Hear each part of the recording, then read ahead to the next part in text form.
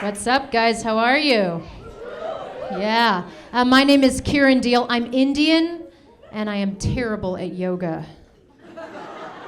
Terrible. Not taking over the world. I live in what I would call a questionable neighborhood. Anybody else live in a questionable neighborhood? I realized this when I got home the other day, and there were like 5 guys with like guns drawn, SWAT team style, in the house opposite my house. And me and my roommate, we got very excited because we don't have cable. And we're looking through the window, very excited. And the best part of this whole thing is that a little Asian postal worker, she just walks across the entire scene. She opens the mailbox, and then she puts the mail into the mailbox, and all 5 of the guys are like, and that little Asian postal worker was like, I got a job to do. And then she just walked right back. And guys, I just thought that would be like the best commercial for USPS ever. It's just that 30 seconds of that little Asian postal worker, and then it's like USPS, and she's like, you're welcome.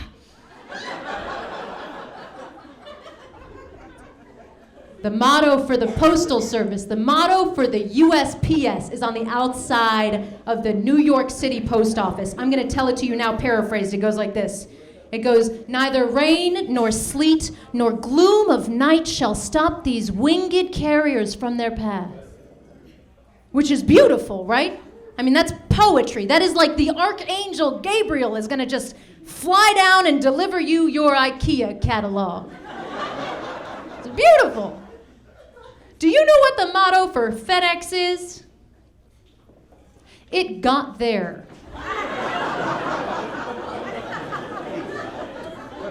The motto for UPS, the motto for UPS is, what can Brown do for you?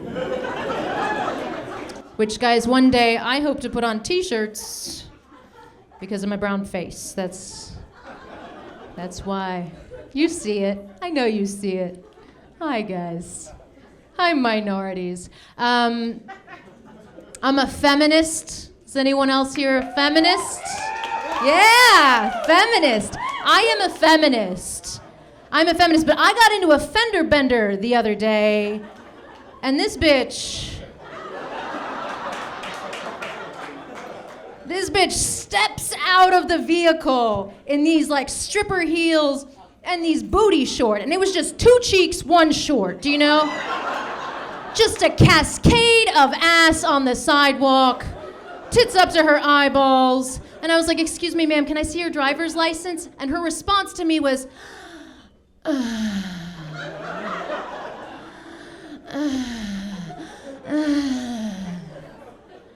I found myself looking like a fellow, like adult woman, human being in the face. And I was like, we aren't equal. That's what I thought, guys. I thought we shouldn't have the same right to vote. Like, I should get 4 votes. You don't need any votes. Which is mean. That's mean. But then I looked at her car, and I realized, like, I'm judging this woman, but she is doing so much better than me on every possible level. She was driving like an S-Class Mercedes with a leather interior. I drive the equivalent of like a shopping cart with an engine.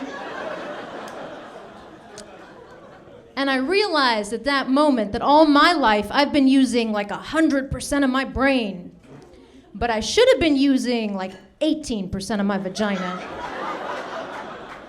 Because this is the money spot. Rings and mortgages and car payments and 401ks, ladies and gentlemen. 401ks, you could do a dance for it. There's a woman clapping in the front. She's older, she knows. 401ks.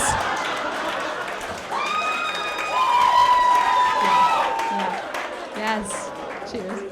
Yeah. 401ks, guys. And I'm not saying that you want to use like 100% of your vagina. You're using 100%. If you're using 100%, then you're a Kardashian. You know what I mean? Yeah, no good. No good. You're a Playboy bunny. If you're using 0%, though, then you're like Condoleezza Rice or Madeleine Albright or a golem in a cave. It's just like... And that is where I have been operating from, in the 0%. All I'm saying is that sexuality is like blood pressure. You just want to get it in a healthy range. Just like that 18 to 35% range, ladies and gentlemen. I do get lonely, though, in LA. I think that LA can be a really lonely city. Agree to disagree, sir. I think that LA can be a really lonely city, but then I remember that I'm a woman. I'm a woman, yeah. It's like technically I can make a person just to hang out with me. And I think that's why most women have babies. I think it's just for the company of someone who cannot leave you for 18 years. You know? Octomom has 16 children. If even 8 of those children like her, that bitch has more friends than I do. When you have children, though, it's almost as though you looked around at all the other people in the world ever, and you were like, you know what? No, I think I'm gonna make my own. Because there's nothing like making it from scratch, guys. Just making it homemade. This is how I make children. It's really awkward and disappointing for everyone involved. Just a lot of tears, guys. It's a lot of tears. I'm an actor. I'm doing the acting thing in Los Angeles. I go out for a lot of what I like to call weepy bitches. Anybody know? Weepy bitches. Let me give you an example of a weepy bitch that I played. These are the words in the script verbatim from a real audition I went on. It goes like this. Okay.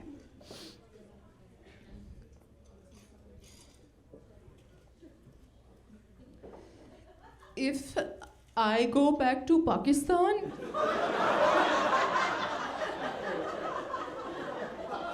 my father will burn me at the stake because I am in love with a white man named Todd.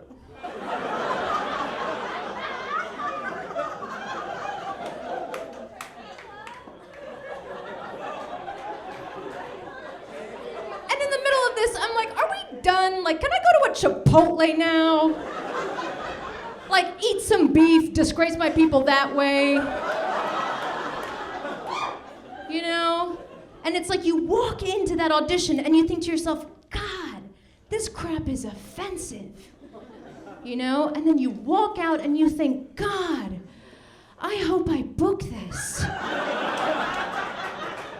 And my mother is like, God, I hope you book this. Because I don't have health insurance. So here's hoping, guys.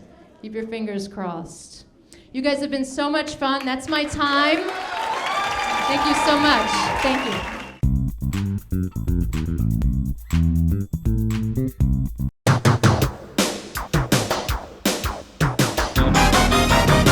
Woo!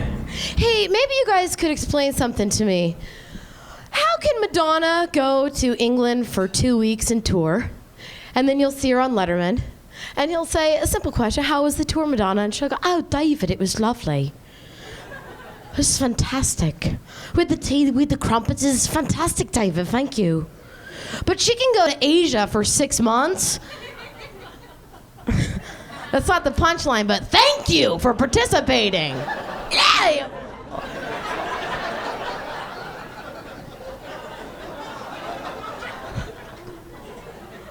She can go to Asia for 6 months, and you don't see her on Letterman going, oh, you know, David, that tour was good, you know.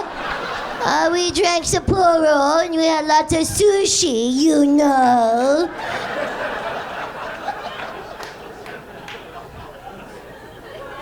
It was a good tour, David. Good. I could do it all night. I'm not kidding. Oh, you guys are great. I miss being a kid. Man, does anyone miss being a kid? Oh, yeah, I do too. Sometimes I'll crap my pants to remember what it's like. Oh.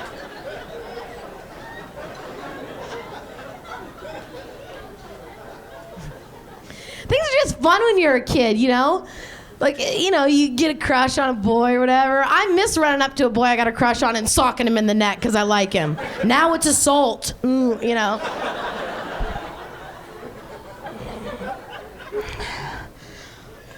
I don't date much. I know that's hard to believe. I don't, because I'm a bad dater.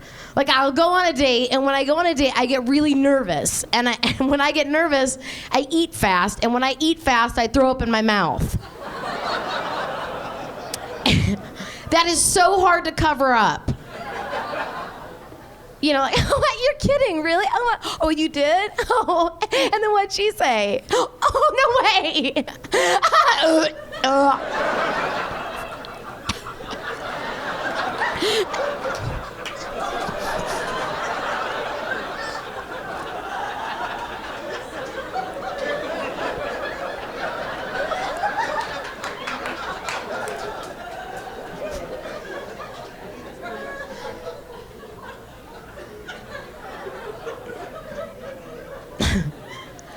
I started going to the gym, people. I know.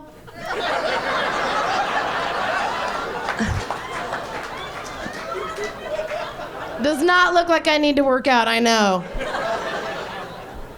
But I thought, you know, I'm tired of trying to meet guys in bars because I basically end up talking to people's butt cracks the whole times anyway. It's just ridiculous. So I decided that I was going to go to the health club and, you know, burn a few calories. You know, not that, again, that I need to, but just go to burn a few calories and maybe I could meet a fella. And so I bought a really cute outfit, like the pink tights and then the purple jumpsuit with the thing that goes up the tar hole, you know? And I'm not gonna lie to you, I showered that day and I looked good, okay? I feathered my hair, Aquanetted it up. I walked in like this, I guess. And I didn't recognize any of the equipment. This is gonna be a prop. I didn't recognize any of the equipment because I hadn't worked out, you know, like in ever. And so I did see the Stairmaster though, and I was like, how hard could that be? It's like, you crawl up some stairs, you just step up some steps, you know? And I thought it'd be good because it give me, you know, elevate me, so give me a good POV so I could put out the vibe. You know what I mean? So, I crawled up on top of her. I settled up on top of her. I sat it for like a good 30 minutes, and I was looking good. I started burning some calories. And I was putting out the vibe. Looking good. And after 10 minutes, it got a little harder. But I was still keeping it together. Putting it out there, and I saw a few guys checking out the old caboose. And at about 26 minutes, from what I can remember, I lost complete control.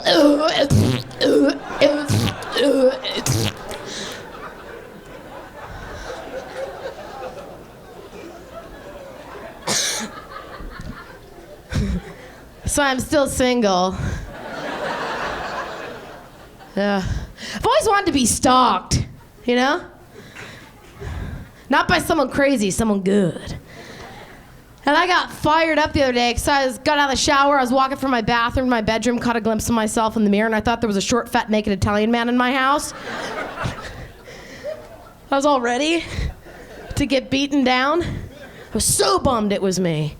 But I'm 80% sure that I have someone stalking me, but he sucks so bad. He's so obvious. He drives like a big brown truck and wears a brown uniform, acts like he's delivering a package. Whatever. You know who I'm gonna give a swift kick to the ear? Look at everyone got, whoa, can she kick that high? Sure can. Sure can. Is people that say it was funny at the time, I guess he had to be there. Because if it was funny at the time and you guess I had to be there, then why are you telling me now? can't believe everything I see on TV anymore. I'm not kidding you, people. Like that herbal shampoo. You know what I'm talking about? Yeah. Those ladies having orgasms in the shower. It was like, I'm going to Costco and getting a family pack of that. And I did. And I was in the shower all weekend. And that shampoo does not cause orgasms. I didn't have one. But the bottle does.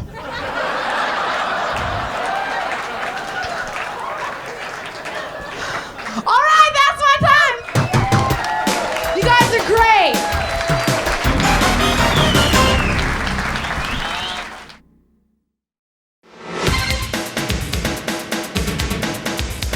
Thank you very much.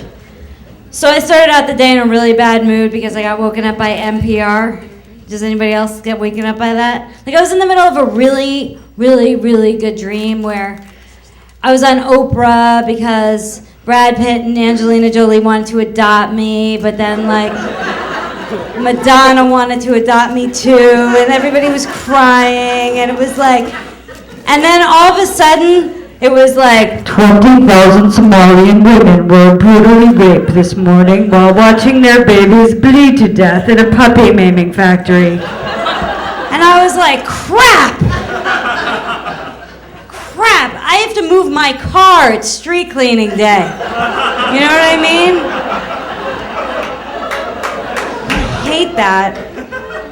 So I'm out moving my car, okay, and this guy in a Hummer, like one of those giant Hummer things, comes whizzing by me, almost kills me, and I turn around to look, and he's got a bumper sticker that says, "War is not the answer." On your Hummer? Like, what's this guy like? Come on, guys, let's all pile inside my military assault vehicle and go to the peace rally. You know? Do you know what that's like? That's like a pimp driving around in his Cadillac, and he's got like the big hat and a bumper sticker that says, "Let's put an end to domestic violence." That's what that's like. He's like, "Yeah, you know, I only beat him in the backyard. It's not domestic." That is like, it's like the creepy pedophile guy in the white van making rounds around the playground with like a Jesus fish. Oh no, you're right. That's not so weird, is it? Oh. No. Stop. Because I don't know anything about like the Catholic molestation thing, because I don't know, because I've only been molested by Protestant frat boys. So I don't know anything about that. Thank you.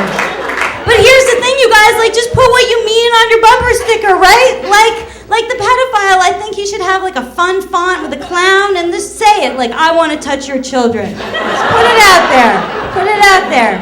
And then the pimp, like an ad, you know, an ad. "Get AIDS fast, ask me how," you know? That would be like, and then the guy this morning that almost killed me in the giant Hummer, I think he should have in bold letters, "Big car, small package," you know? Just like, so I used to live with these two guys, and they were nice guys. They were nice kind of frat boy type guys, but they weren't the date rape kind, the other kind. They, like, their friends were like, "Oh, I didn't do that, my friends did that." That's how they were. But they were nice guys. So we got two magazines at the house. We got Maxim and we got Playboy. And Maxim is really, really good if you want to learn 101 ways to bang any chick without her noticing. That's good for Maxim, right? And Playboy, like, I really wanted to like it because it's a classic, you know. I mean, girls can appreciate it. Everybody's like, "Where'd you read that article?" "Oh, Playboy's great articles." Well, let me tell you something. I tried to like it, okay, and I did not like it. And it's not because it's got a lot of pictures of airbrushed women and that sort of like leads to some sort of violence, like they're void of any kind of substance, which leads to violence and rape, a certain amount. I don't care, murder. That doesn't bother me. I don't care about that. What bothers me is the outfits that these women are wearing. They're completely offensive. Like, let me tell you, if I came across Cammie, okay, 5'6", 110 pounds, loves dolphins, and she was lying in a gravel driveway wearing nothing but like a fur pelt and one boot. And she's like,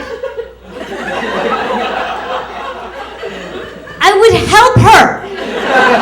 I would help her. She's obviously fallen and lost her mind.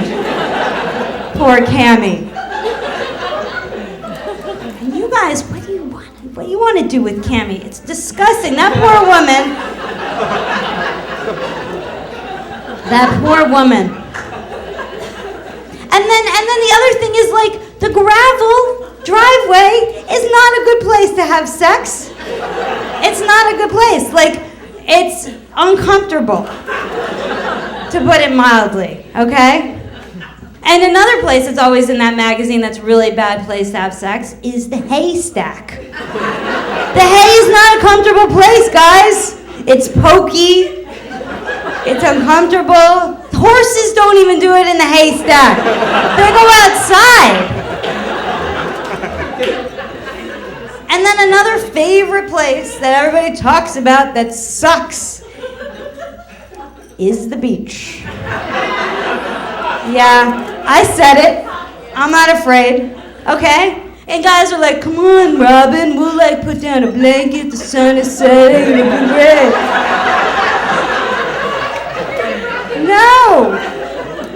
No. Let me ask you this question. Have you ever gone to the beach and put a blanket down and sat down and had lunch and had a sandwich? Okay? And gotten sand in your sandwich?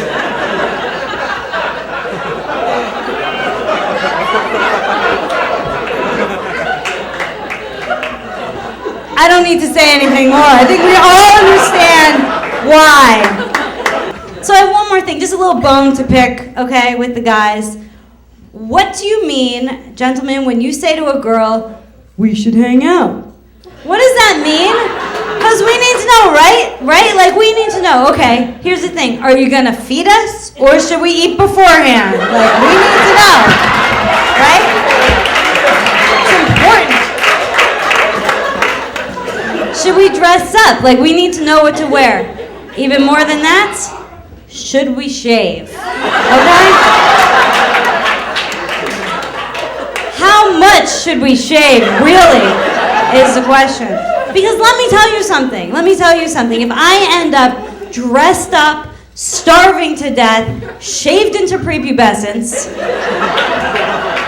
at your buddy's house watching the game, I am going to be pissed. I am going to be so pissed, I might just go out afterwards and not waste that shave.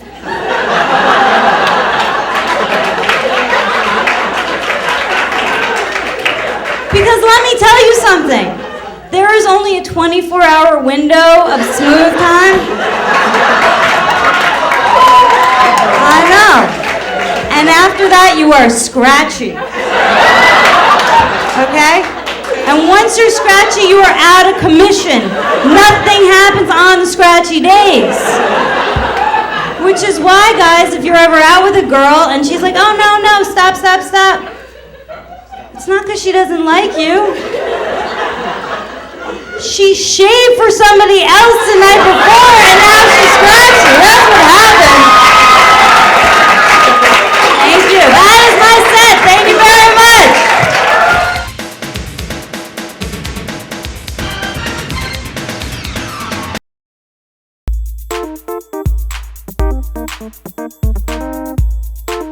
I joined Match.com, which was a huge mistake.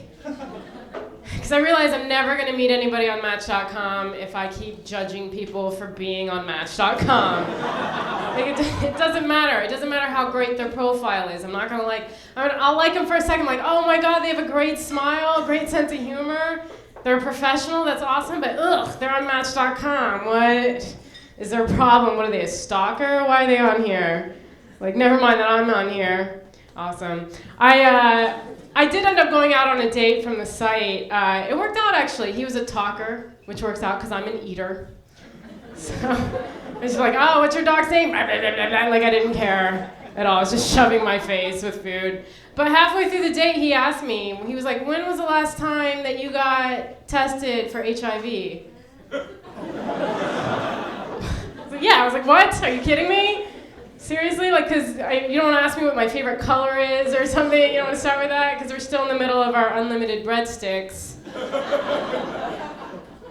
So I didn't know if you wanted to start slowly. So I was like, I don't know, about a couple years ago. And he's like, well, don't you think it's about time that you got tested? And I'm like, I want to go home, actually. I think if I left now, I could still catch Community. But I didn't say that. I was like, I don't know, I guess. But I really haven't had that much reason to since then. And anyway, every time I do, it keeps coming back positive. So seems like a waste of time, really. Do you want to get dessert? No? All right. Now all my friends try to hook me up with their short guy friends because I'm really short, and like short guys don't have much of an option. So all my friends see me, and they're like, oh my God, you're so perfect for this guy. You gotta meet him. You're gonna love him. And then I meet him, and we have nothing in common other than he's 5'1" and I'm 4'11". And I'm like, no. Is this why we're together? Because I don't want to do this. I don't want to be that couple. Like, I don't want to be two little Oompa Loompas walking down the street. I don't want people going, oh, come on, that's adorable. Look at the cute little weebles wobbling. Look at them go. Oh, God.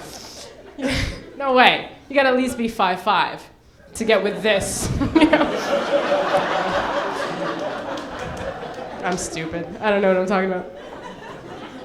I don't have any money. My life's a mess. My hard drive crashed in my computer, and I took it in, and the guy was like, just to see if they could get the data back that was on my computer, it's going to be $1,000. It's like $1,000. I don't have. That's like a year's salary for me. I don't have $1,000. You kidding me? I wouldn't revive my computer. I wouldn't even revive a child for $1,000. Like, wow, 5 years. That was a good run. I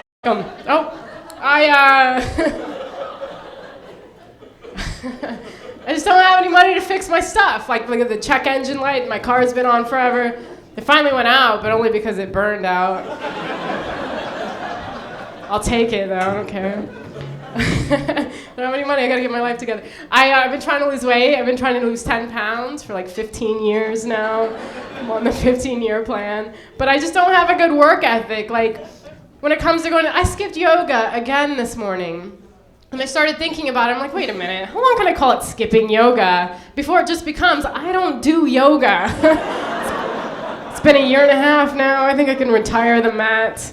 I just don't go. I try to get my gym clothes on, because you know, if you can get your gym clothes on, you're halfway to the gym. You're there, you know. So I just get my gym clothes on. And I'm like, all right, I'm in the mindset. And then I start driving to the gym. There's always a cupcake shop, so I gotta stop, you know. And then I'll be outside of the cupcake shop in my gym clothes, just shoving cupcakes into my mouth, like icing all over my face, like just taking solace in the fact that people are driving by me going, oh, at least she's earned it. I'm like, that's all I need. Just want to look like I'm trying. I don't know, I go by the philosophy that free trumps diet. So if we go out to eat and you're like, do you want to get dessert? I'm like, no, I'm on a diet. And you're like, well, you know, I'll buy. It's like, oh, okay, then I'll have a cheesecake. Sounds good. Just put some chocolate on there. It sounds awesome. You know, it's just like, I can't eat well. Like, I tried to be vegan, but that had to stop because of how stupid vegan puns are. And it's on every menu, just like horrible vegan punnery. It's like I have to sit there and say the words, does your Viva Las Vegan come with sausage or bacon?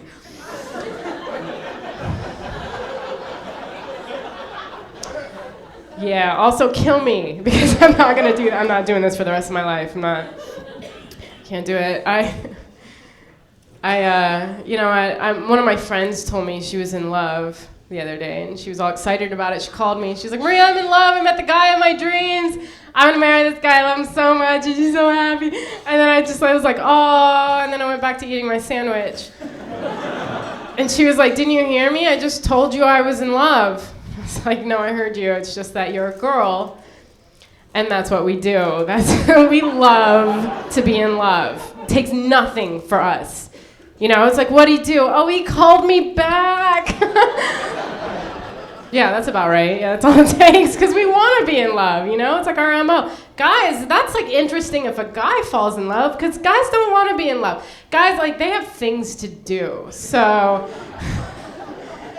offended everyone. But guys, like, if love were a pool, guys would be the ones that fell in or got kicked in or pushed in, you know? Like, but girls, we're already in the pool. We're just swimming around like a bunch of alligators, just waiting, just like.